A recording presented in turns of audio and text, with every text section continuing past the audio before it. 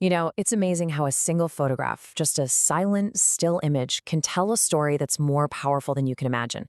It freezes one single moment, right? But if you really know how to look, you can see everything, the before, the during, and the after, all locked inside that one frame. So let's try to do exactly that with this image. Okay, just take a look at this. It's a pretty shocking scene. You've got this car, half sunk in this murky brown water, but the thing that really hits you is the background. I mean, those are highway overpasses and road signs. This isn't a lake, it's not some riverbank. This was a road people drove on every day. So the question just smacks you in the face. What in the world happened here?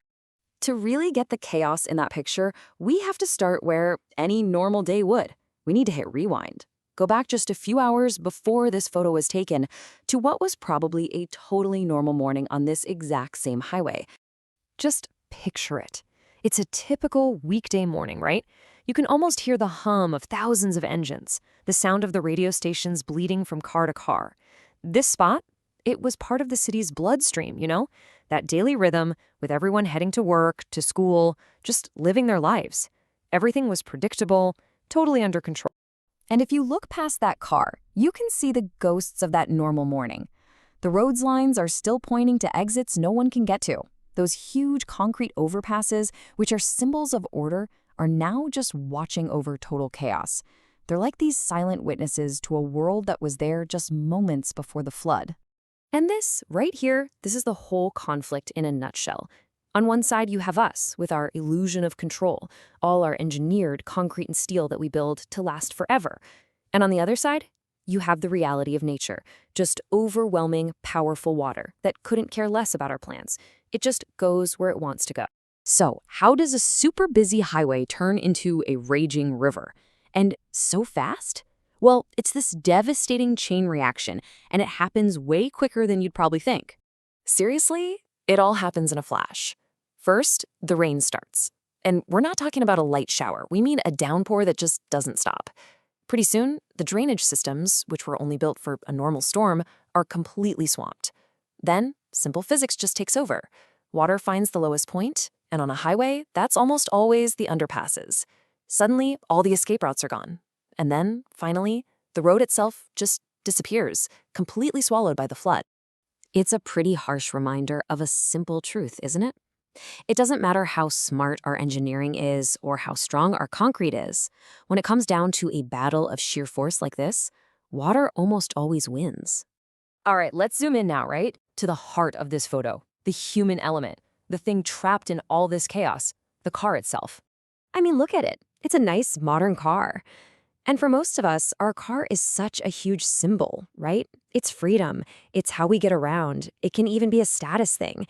It's like our own private protective bubble. But in this one moment, all of that is just gone. It's not a simple freedom anymore. It's a heavy metal trap with all its fancy electronics fried and its engine totally useless. But the story gets even more intense, more personal when you notice one tiny detail. Lean in and look really close at the car. Do you see it? There it is. The trunk is popped wide open. Now, that doesn't just happen by accident in a flood. Someone did that. A person, in a moment of absolute crisis, made that happen. And that one detail completely changes the picture. It's not just about property damage anymore. Now it's a human story. And that just opens up so many questions we can't answer. Was the driver frantically trying to grab something important before they got out? A laptop for work, prized possessions? Or is it something a little darker? Was it just a final act of giving up, letting the water take everything? We're never going to know. And that mystery is what makes this photo so haunting.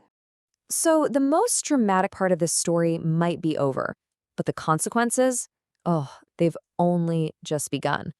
Let's talk about what happens long after the water goes down. Yeah, the impact of a moment like this doesn't just vanish with the floodwaters. For the car's owner, the nightmare is just starting. First, you've lost your vehicle. Then comes the bureaucratic headache of insurance claims.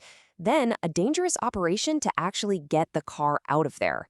And long after all of that is done, you're left with the memory of it and one heck of a story to tell. Eventually, all the physical evidence will get cleaned up.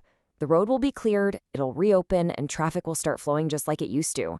But for the people who went through it, the impact sticks around. The financial hit, the emotional stress, that new terrifying respect for nature's power, those things don't wash away so easily. So let's pull all the way back and look at this whole image one last time and really think about why this one picture has such a lasting effect on us. At the end of the day, yeah, it's just one photo of one car stuck on one road, but it's become this powerful symbol, hasn't it? It represents every single person who's ever been caught in a natural disaster every time our carefully built world gets completely steamrolled by forces we can't control. It's one specific moment that tells this universal story about how vulnerable we really are. And that leaves us with one final, pretty sobering thought. You might look at this and think it's a freak accident, a one-in-a-million disaster. But with our climate changing the way it is, we really have to ask ourselves, how many more of our perfectly normal everyday scenes, our morning commutes, our neighborhood streets, are going to become moments of crisis just like this one? What seems unthinkable today might just be the new normal tomorrow.